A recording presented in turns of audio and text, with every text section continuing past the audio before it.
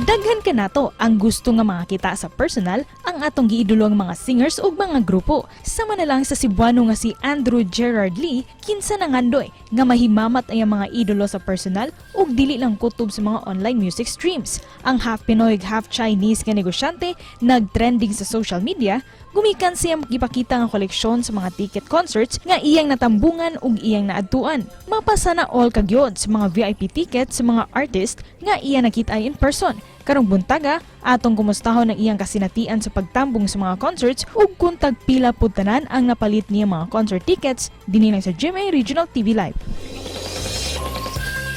Hashtag sana all good ko na ni siya mga kapuso atong ililahon kining batan-on nga sugbuanon nga daw himo namang koleksyon og pastime na niya pagtan-aw og mga concerts ko mga kapuso ato siyang makauban sa programa karong buntaga. Andrew Lee, good morning ug maupay na aga Sir Andrew. Kumusta ug welcome sa GMA Regional TV Live. May buntag Sir Nico. Good morning GMA Regional TV Live. Ako si Andrew Lee from Cebu City. Thank you so much Sir Hi, Andrew. Sir. It's so nice to meet you virtually. First up, sir, unsay gibati nimo nga murag nag-trending ka sa social media daghan ang naengganyo og moto nakaingon og hashtag sana all. Nag-expect ba ka sir? Actually, sir, May tabo ni? wala jud ko na-expect nga mag-trending kay actually naamo gud ka ng page or group page na akong gi-joinan nga puro ni mga kanang concert lovers. Tungod kay excited kayo po, ako lang mong gi-share sa akong mga ka-fellow members na akong mga attendan ng mga shows. But then, I think a few hours later, nikuto siya and then ni-spread siya out of the group page. Of course, kay daghan ang murag na interesado sa imong istorya, sir, ga daghan-daghan jud ikang naka-line up nga mga concerts nga adtuan saksihan karong panahon na. Kang kinsa naman nga mga concerts sir imong natambungan this year? O unsa man kasagaran ba kini mga tickets gyud imong napalit sa mga VIP? Actually, sir, yes, VIP. Tungod kay from Cebu magud ko. So, mulupad pa magud kog Manila. Ako na lang yung isulit. Or I just want to make the most of my trip in Manila considering I'm flying from Cebu.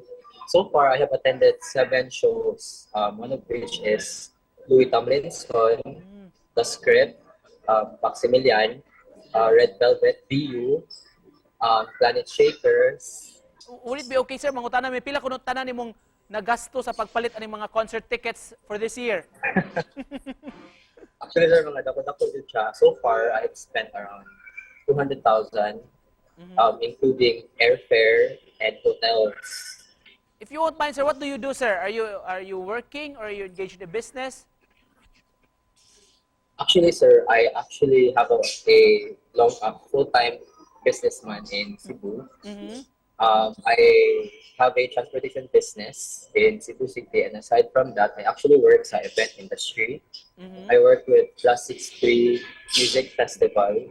So, mo po na akong sideline aside from my daily akong kanang business. Unsay rason Sir Andrew nga mo tan-aw gyud ka ani nga mga konsyerto ug unsa di kalainan sir kung just by listening maminaw lang ka sa imong phone sa mga apps or kana gyud naadyo ka sa live nga performance sa imong mga giidolo nga mga artists?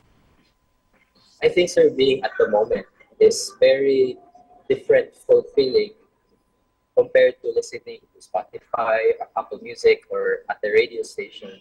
Because when you're near the artist, you have that certain connection with the artist. Now, it's like more when you look at the artist, you feel like it's a very fulfilling opportunity, especially when not everyone has the chance. Kinsa man nga concert o kinsa nga performer sir ang dream gyud mo nga maadtuan pa? So far, sir, akong dream jud na gusto is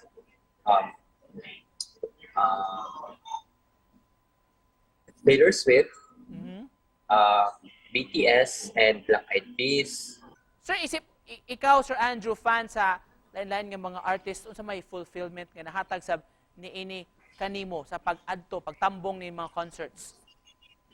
think the opportunity itself is a fulfillment, sir, considering only a few can really get that chance, and especially coming from those provinces in Visayas and Mindanao.